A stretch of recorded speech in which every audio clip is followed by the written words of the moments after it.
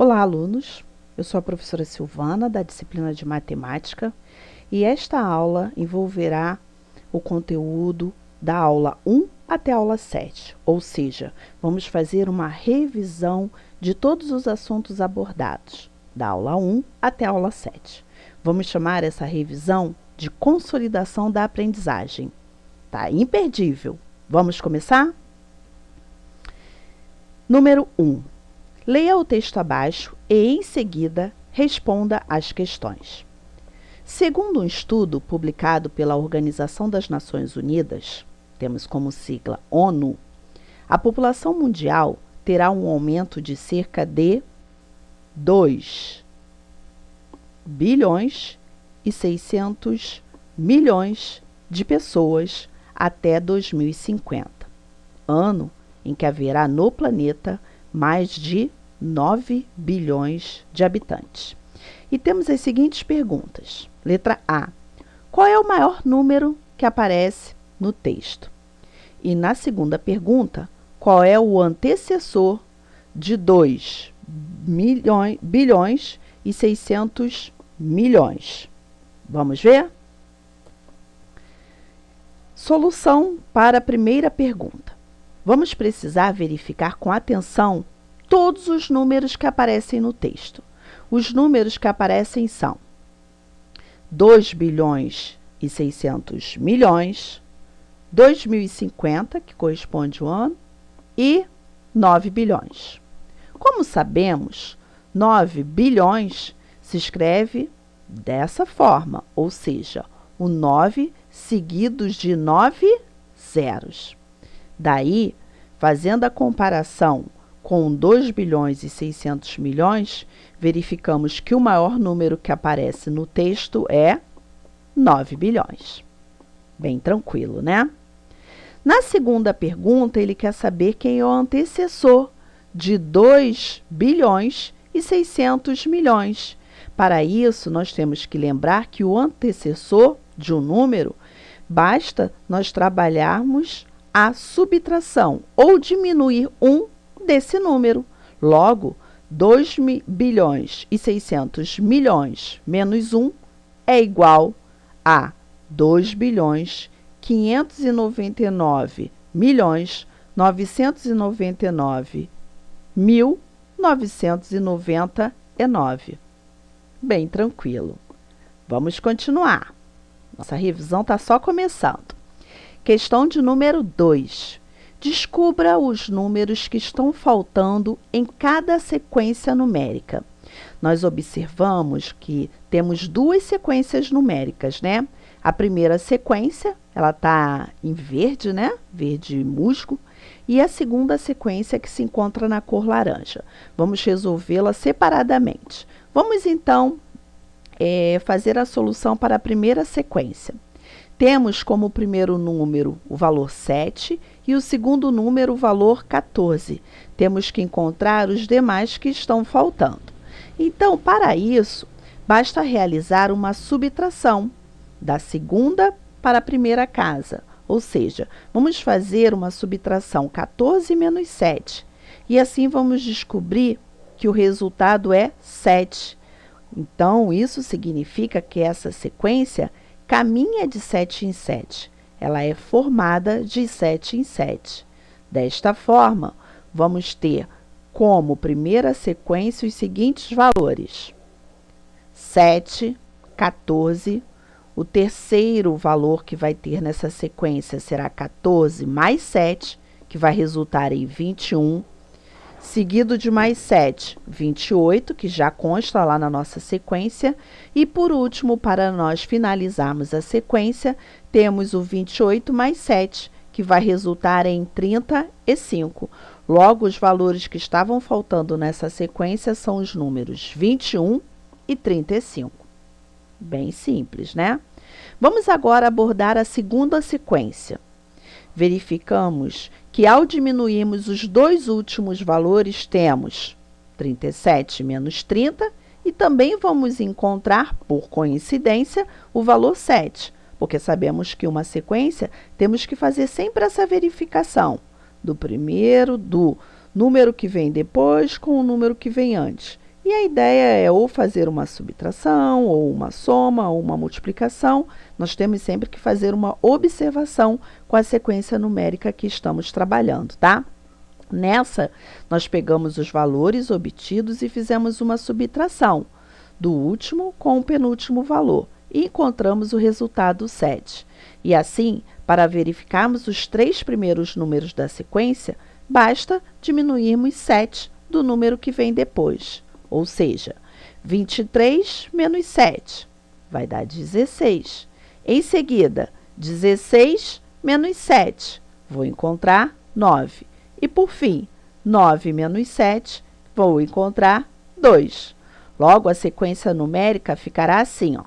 2 mais 7, 9. 9 mais 7, 16. E os outros valores já se encontravam na sequência. 16 mais 7, 23. 23 mais 7, 30. E 30 mais 7, 37. E assim, finalizamos a atividade 2. Vamos prosseguir. Atividade 3. Pedro tinha R$500. Gastou R$250 com ferramentas, R$135 com tintas e R$88 em um par de botas de segurança. Depois, ele recebeu R$270 como pagamento de uma dívida. Quantos reais Pedro tem agora? Vamos pensar. Vamos arrumar todos esses valores que se encontram no texto. Se ele tinha R$500 e começou a gastar, nós vamos diminuir todos os seus gastos. E para isso, vamos trabalhar todos os gastos dentro de um parênteses. Então, vamos arrumar todos esses dados? Vamos verificar essa solução. Pedro tinha R$500. 500 menos, coloquei dentro do parênteses todos os seus gastos. 250 com ferramentas, 135 com tintas, mais 88 com relação ao par de botas de segurança. E ele também recebeu um pagamento de uma dívida. Esse pagamento foi de R$270. Então, houve um acréscimo no que o Pedro tinha, né? Desta forma, vamos resolver como se fosse uma expressão. Dentro de uma expressão, se tem a presença de um parênteses, temos que resolver primeiramente o que está dentro do parênteses.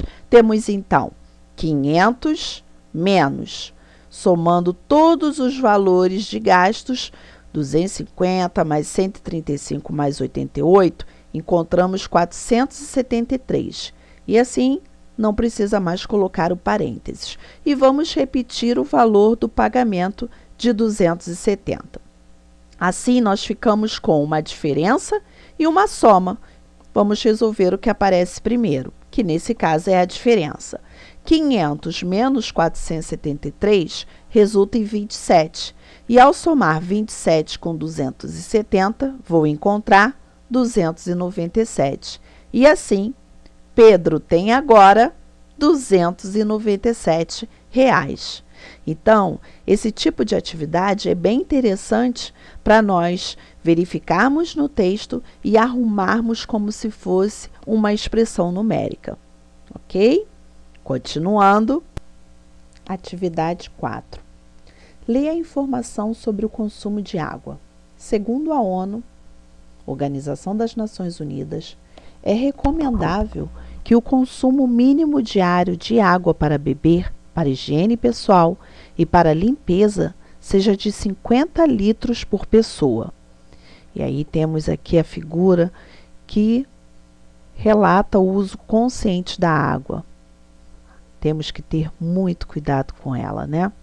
E com base nesse valor, qual seria o consumo mínimo diário de um condomínio com 254 pessoas? Vamos ver a solução? Se uma pessoa consome 50 litros de água, logo, para 254 pessoas, teremos que multiplicar por 50. Se uma pessoa consome 50 litros, 254 pessoas consumirão Quanto? Basta eu realizar o processo de multiplicação. E assim, 254 multiplicado por 50, fazendo as continhas, nós vamos encontrar 12.700 litros. Então, a nossa resposta para essa atividade é a seguinte: o consumo mínimo diário desse condomínio é de 12.700 litros, ok? Avançando, vamos agora para a questão de número 5. O número de bactérias em certa cultura multiplica-se por 10 a cada 1 hora. Na amostra inicial dessa cultura, havia 100 bactérias. Quantas bactérias haverá nessa cultura após 1 hora na forma de potência? Bem interessante. Vamos à solução? Como na cultura inicial tínhamos 100 bactérias, após 1 hora teremos que multiplicar esse valor por 10, como diz o enunciado. Então, faremos 100 multiplicado por 10 e vamos encontrar o resultado 1.000. E 1.000, na forma de potência, é a repetição do 10 3 vezes. 10 vezes 10 vezes 10. Então, 1.000 escrito na forma de potência, temos 10 como base e 3 como expoente. É interessante verificarmos essa observação. 10 elevado a 3 ou 10 ao cubo também pode ser representado desta forma, onde 10 representa a base, esse circunflexo está sendo relacionado à operação de potenciação, cujo expoente corresponde ao número 3. Então, quando eu faço essa representação, eu estou, na verdade, trabalhando esta forma de potenciação. 10 ao cubo corresponde à base 10, circunflexo 3 expoentes. Vamos continuar? Próxima atividade. Questão 6. Uma gincana com um aluno de 3 turmas do 6º, 7º e 8º ano será realizada para comemorar o Dia do Estudante. Veja a seguir a quantidade de alunos em cada turma. Então, nós temos aqui, observando a tabela, que no 6º ano nós temos um total de 18 alunos. No 7º ano, 24 alunos. No 8º ano, 36 alunos. Determine, agora a gente vai ver o que o exercício pede. Determine, através do MDC, máximo divisor comum, o número máximo de alunos de cada turma que podem participar da gincana compondo uma equipe. Vamos lá? Vamos verificar a solução dessa atividade. E no 7º ano, né? Temos 18, 24 e 36. Fazendo, então, a decomposição em fatores primos, nós temos os 3 números pares. Então, vamos dividi-los por 2. Encontrando, então, 18 dividido por 2, 9. 24 dividido por 2, 12. 36 dividido por 2, 18. Vamos aqui continuar dividindo por 2. O 9 não é mais divisível por 2, então eu vou mantê-lo. Mas o 12 dividido por 2 dá 6 e o 18 dividido por 2 dá 9. Como eu ainda tenho um número que é par, eu vou continuar o processo de divisão por 2. Então, eu encontro o 9, agora 6 dividido por 2, o 3, e continuo mantendo o 9, porque ele não é divisível por 2. Agora, eu tenho os números 9, 3 e 9. Não tenho mais nenhum número par. Então, eu passo para o próximo número primo, que é o 3. E todos eles são divisíveis por 3. O 9 dividido por 3 dá 3, o 3 dividido por 3 dá 1 e o 9 dividido por 3 dá 3. Eu tenho, então, os números 3, 1 e 3. Esse já finalizou, mas ambos podem ser divisíveis por 3. Então, 3 dividido por 3 dá 1, o 1 eu mantenho e 3 dividido por 3 eu encontro 1. E assim, o MDC, entre 18, 24 e 36 são os números que dividem os 3 fatores ao mesmo tempo. Então, nesse caso, nós tivemos o número 2 e o número 3. Então, para o cálculo do MDC, utiliza-se os fatores primos que dividem simultaneamente os 3 números. Isso é muito importante. Logo, 2 vezes 3, eu vou encontrar 6. Portanto, encontramos o número máximo de alunos por equipe. E dessa forma, cada turma terá. Vamos lá. Se a turma do 6º ano tem 18 alunos, eu vou pegar o número 18 e dividir por 6. Eu vou ter, então, 3 equipes. No 7º ano, quantas equipes eu vou conseguir formar? Eu vou fazer o seguinte, eu vou pegar a quantidade de turmas do 7º ano, que são 24, e dividir por 6, que é o número máximo de alunos por equipe. E encontro, assim, 4 equipes. E no 8º ano, eu tenho um total de alunos de 36, dividindo pelo número máximo de alunos por equipe, que são 6, eu encontro, assim, 6 equipes. Vamos continuar com a nossa atividade. Questão agora de número 7. Qual é a fração que representa um trimestre em um ano? Dê a sua resposta na forma irredutível. Vamos, então, começar. Sabemos que um trimestre, corresponde a 3 meses e que um ano corresponde a 12 meses. Logo, a fração correspondente, será 3 no numerador e 12 no denominador. Como é que se faz a leitura dessa fração? 3 dozeavos. Só que o exercício pede para se encontrar na forma irredutível, ou seja, na forma mais simplificada possível.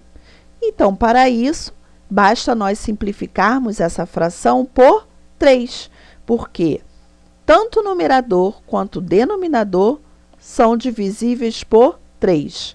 3 dividido por 3, eu vou encontrar 1. E 12 dividido por 3, eu vou encontrar 4. Ou seja, a fração irredutível da fração 3 dozeavos é a fração 1/4.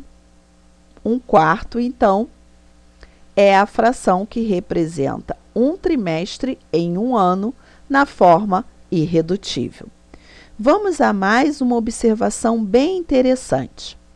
As frações 3 dozeavos é equivalente à fração 1/4. Na verdade, a fração 3 dozeavos é equivalente à fração 1/4. E assim, indicam a mesma parte diante de um todo. Essa é a definição de fração equivalente. É bom sempre lembrar dessa ideia. Continuando. Vamos analisar, então, exemplos de frações equivalentes. Observem a figura. Nós temos 4/8, 2/4 e 1/2. Todas elas são exemplos de frações equivalentes. Por quê? Porque elas indicam a mesma parte diante de um todo. Bem legal, né? Continuando. Vamos agora efetuar a soma dessas frações, ou seja, eu aproveitei a figura das frações equivalentes e quero agora realizar uma operação de adição entre essas frações. Mas verifiquem, essas frações possuem denominadores diferentes e toda vez que isso acontecer, nós vamos ter que tirar o MMC, ou seja, o mínimo múltiplo comum, entre esses 3 denominadores, 2, 4 e 8. E para isso, vamos fazer novamente a fatoração ou a decomposição em números primos. Como os 3 são pares, vamos começar o processo dividindo por 2. 2 dividido por 2 dá 1. 4 dividido por 2 dá 2. 8 dividido por 2 dá 4. Como eu ainda tenho valores pares, continuo a divisão por 2. O 1 eu repito. 2 dividido por 2 dá 1 e 4 dividido por 2 dá 2. Como eu ainda tenho um número par, continuo o processo da divisão por 2. E assim eu finalizo, pois agora eu encontro 1, 1 e 1. Logo, o resultado do MMC é o produto desses números primos que nós encontramos ao lado da barra. 2 vezes 2 vezes 2, que corresponde ao número 8. E assim, vamos somar as frações. 1 meio mais 4 oitavos mais 2 quartos corresponde agora a 1 meio, só que do lado nós vamos trabalhar o resultado do MMC, que foi 8. Então, nós vamos colocar do lado da barra de cada denominador o número que vai corresponder ao MMC encontrado. Ou seja, qual é o número que multiplicado por 2 vai gerar o resultado 8? E nesse caso é o número 4. Na segunda fração, nós já temos 8. Então, qual vai ser o número que multiplicado por 8 vai resultar em 8? É o próprio 1. E na terceira fração, nós temos o denominador 4. Qual vai ser o número que multiplicado por 4 vai gerar o MMC igual a 8? O 2. E assim, esses valores que foram acrescentados ao lado da barra irá multiplicar tanto o numerador quanto o denominador. E assim nós vamos encontrar frações equivalentes, cujo denominador será igual a 8. Vamos então fazer esse processo. 4 vezes 1, 4. 2 vezes 4, 8.